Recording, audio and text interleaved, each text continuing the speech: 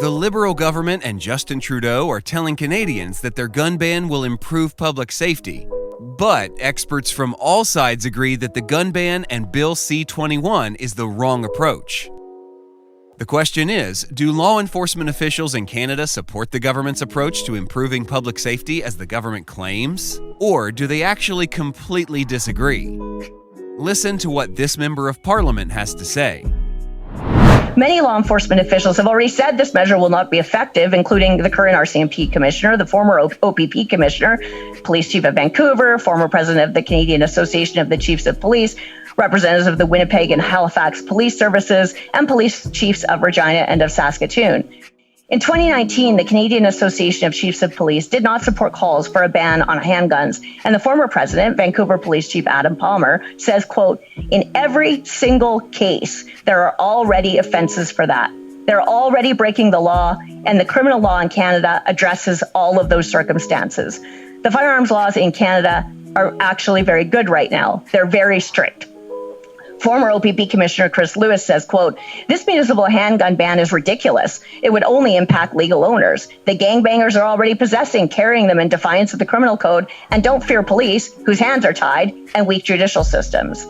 And Toronto Police Services President Mike McCormack says, quote, "There's no way in my world or any world I know that this would have an impact on somebody who's going to go out, buy an illegal gun, and use it to kill another person or shoot another person."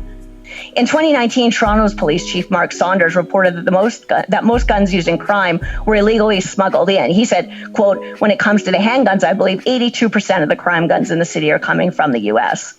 Peel Police Association President Adrian Woolley says, quote, "There are a lot of guns out there, and they're not legal ones from target shooters, but illegal ones smuggled in from the U.S."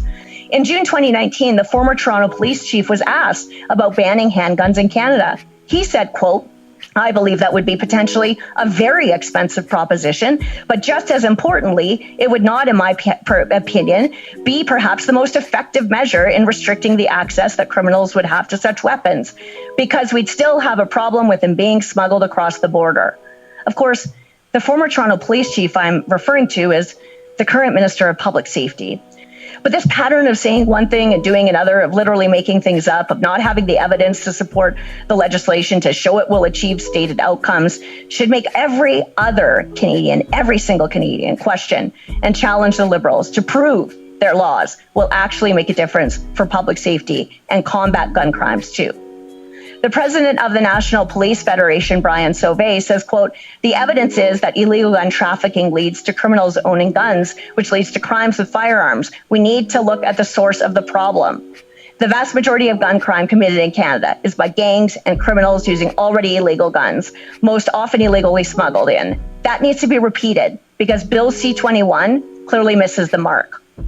Sylvia Jones, spokesperson for Ontario Solicitor General, agrees. She says, quote, "As law enforcement experts routinely highlight, it has not been demonstrated that banning legal firearms and targeting law-abiding citizens would meaningfully address the problem of gun violence. For all the big words and tough talk from the Liberals, it's the very real victims of growing gun violence in Canadian citizens and their families who are forced to bear the brunt of these failed Liberal policies and experiments. What's worse is the evidence is available for all of us to see. Experts, law enforcement, policymakers, they all agree that concrete strategies and legislation must be directed at criminals and gangs and supports for at-risk youth. For more information on this and more, go to gundebate.ca.